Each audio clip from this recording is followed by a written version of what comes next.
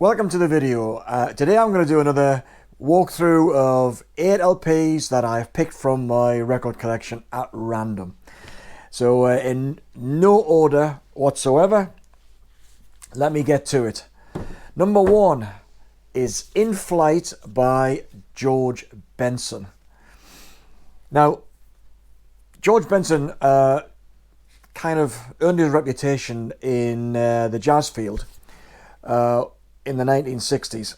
Before, in the 1970s, he began to introduce more soul to his music, and then that became more kind of not quite disco, but certainly nightclub friendly music as well. And so I've never really got away with his jazz music because there are other great jazz guitarists like Grant Green and Wes Montgomery, and I'm not sufficiently knowledgeable of jazz to be able to kind of say that George Benson was a real standout, although obviously he would have been a standout amongst many guitarists, but certainly not for the casual jazz listener, not a real standout.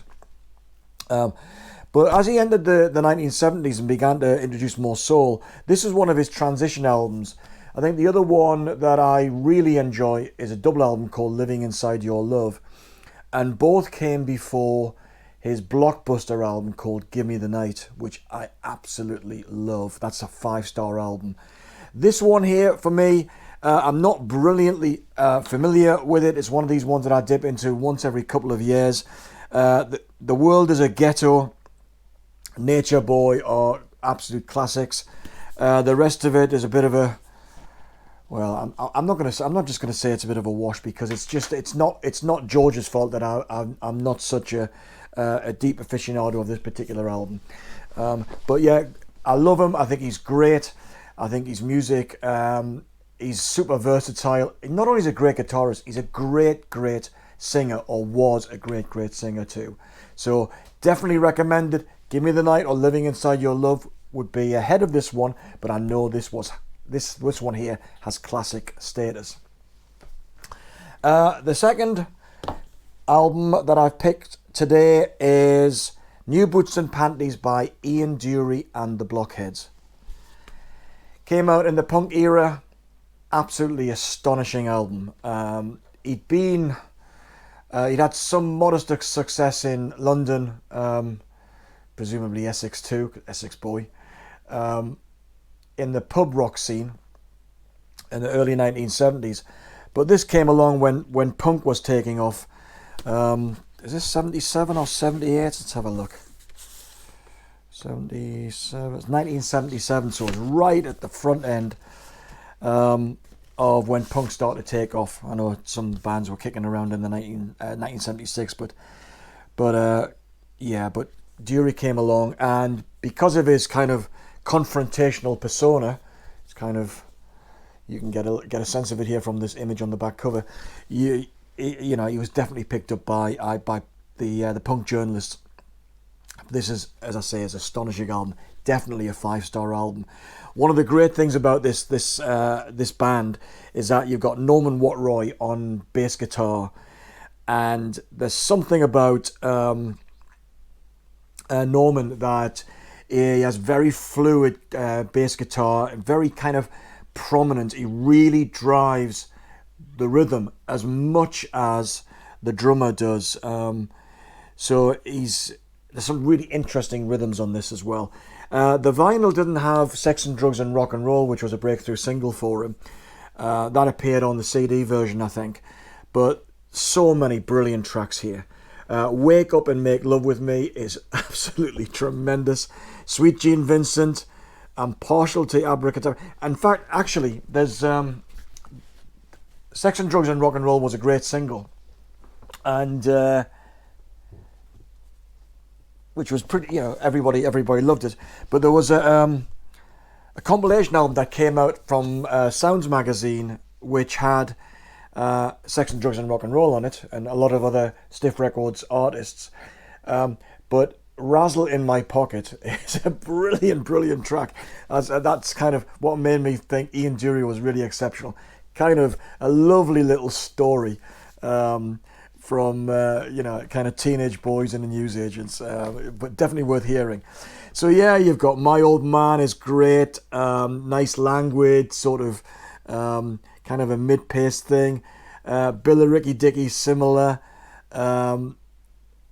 Blockheads is like really banging, it's really up there. Clever Trevor, this guy was an absolute poet. Plastow Patricia, Blackmail Man is like is really punk. But yeah, absolutely fantastic album, no doubt about it. As I said, 5-star album. The third album selected this morning is the Scorpions' Savage Amusement. I used to have a friend who'd be into rock music like this, and his collection would have maybe a Marvin Gaye album in the corner that I suspected was never played because it was completely dominated by music like this. And he would probably know the far end of every single note on this album. Me, never even listened to it. So yeah, Scorpions, know nothing about them. High Energy, Tom Jones. Live at the Talk of the Town. Classic Tom Jones here, early Tom Jones, of course, where he's really channeling like Sam Cooke, kind of the soul stuff here. Ain't That Good News, literally a Sam Cooke song. I Can't Stop Loving You, What's New Pussycat, Shake, another Sam Cooke one. Yeah, that Old Black Magic, The Green Green Grass of Home, It's Not Unusual, Land of a Thousand Dances. Really exciting album. Tom Jones, absolute legend, of course. I'm not so keen on his 80s stuff, the sex bomb stuff. But in his later albums, where he began working in the, I think, early 1990s with Van Morrison, and covered some Van Morrison songs. But he went back to kind of his roots and more of the blues type thing on his last few albums. Praise and Blame, I think, was one of them that I've got that I really enjoy. But yeah, Tom Jones, absolute legend. Good album. Completely different, 10cc, How Dare You. Well, I knew 10cc. I bought the singles, Rubber Bullets and The Dean and I, when I couldn't afford albums and I was buying singles in 1972. This came along, I think 1975 or something like that, after the original soundtrack album, which was superb. The single from this is called "I'm Mandy Fly Me," and I really what dragged me into buying in this album is that because I think "I'm Mandy Fly Me" it kind of has this rhythm and these acoustic guitars. It sounds a bit like Genesis, so that's why I went into this. I went in for that one. But this is absolutely superb album as well. Really stands the test of time. How Dare You, Lazy Ways, I Want to Rule the World, I Want to Be a Boss. Don't Hang Up is a beautiful ballad, closes the album. The other hit single was Art for Art's Sake as well. That's a tremendous album. Definitely, if you are curious about 10cc, this is definitely one to get. I like the original soundtrack because it has that three-part, I think it's a three-part kind of medley, I think. Medley? I'm not sure if it's a medley. But it kind of opens the album called One Night in Paris. It's absolutely fantastic. And it's got I'm Not in Love on it as well. But yeah, original soundtrack, definitely get that one. But this one is also great. 4 stars out of 5. Completely different. A little bit later in the 1970s is Rush and Hemispheres. I saw Rush a couple of times in the 1970s at Newcastle City Hall. This was an absolutely tremendous show, and I love this album. I remember I was buying a turntable off eBay, and I went to visit some seller's house in the West Midlands, and he had about 20 turntables in his house. He was obviously a trader, but he demonstrated some speaker amplify and turntable setup with this album. And there's a track on side 2 called The Trees, which is very famous, which has these great crescendos that come in about halfway through the song and just goes bang and then bang again.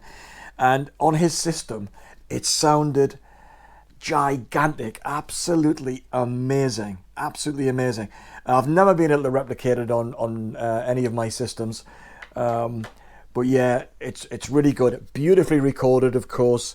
Geddy Lee's voice gets on your nerves as usual, but I think he's getting a little bit older on this one, so it's a little bit, the screeching is tempered somewhat. But yeah, it's kind of a prog metal, prog rock with a hard edge, classic. La Via Strangiato, Circumstances, and then of course Hemispheres, 18 minutes on side one. Yeah, great album, great exciting album. And again, finally, something completely different. Oh no, not finally, I've got two more to go. Joni Mitchell, The Hissing of Summer Lawns. I love Joni Mitchell, but she's not easy to listen to. She's obviously her early stuff, which is more acoustic based, is in a way where she made her reputation, and it's all very pleasant. But I always found her voice on those early albums, you know, Clouds and Ladies of the Canyon, just a little bit too high pitched for my enjoyment. I loved her when she started to bring jazz into her music, and her voice kind of deepened somewhat, and it just was richer. The sound, her voice was a lot richer in those days, and I think with the jazz it was a lot more inventive as well. And I think that came along with the album before this, which I don't know why it's an absolute classic. I've got a couple of copies. I've forgotten the name of it at the moment. But that was followed by Hejira. So The Hissing of Summer Lawns, followed by Hejira. And then the live album Shadows in Light and Don Juan's Reckless Daughter, the double album. This is great though, a real great album. In France They Kiss on Main Street, classic Joni, fantastic lyrics. She's got that edge about her, that kind of knowing, comfortable with her sexuality edge. Really good. The Jungle Line has kind of got this rhythm and synthesizer thing going on that's not comfortable listening, but fascinating. Edith and the Kingpin, Don't Interrupt the Sorrow, really great songs. The Hissing of Summer Lawns itself, Harry's House and Centerpiece is great, and it's got a beautiful, almost a cappella, Shadows and Light, which has just got this keyboard wash underneath it as well. Joni Mitchell, if you're into Joni Mitchell, you'll have this album. If you haven't, well, why don't you? But yeah, definitely recommend Joni Mitchell, and I think Joni might be one of the ones where I will I'll do a rundown of her albums. What was that other album? Joni Mitchell. Where is she? Joni Mitchell. No, I haven't got that album. That I've shamefully forgotten down here. And finally, Soul to Soul, 1990, A New Decade. Their first album, Club Classics, I think it was. I didn't get that one until later. This is the one that I kind of picked up on first. This is a vinyl copy, but I think I bought it on CD. But yeah, this is a fine kind of, when R&B was a little bit kind of inventive more than it is today. So what have we got on here? Get a Life, superb. Love Come Through, People. So I'm looking down the track listing here, and I can't really say that there's great standout, great singles. So this was definitely not as successful as the earlier album, the Club Classics album, but this has got a great mood to it. So it's kind of got, it just like chugs along nice and gentle. Yeah, 1990, A New Decade, open side 2, A Dream's a Dream. I think that was a single, if I remember rightly. So I dip into this pretty rarely these days, but I would say this is a 4-star album as well. So that's a very random selection. A few more better known ones than perhaps I had in the last video I made. But yeah, there you go. So another random selection. Thanks for watching. Be inspired, I guess. See ya.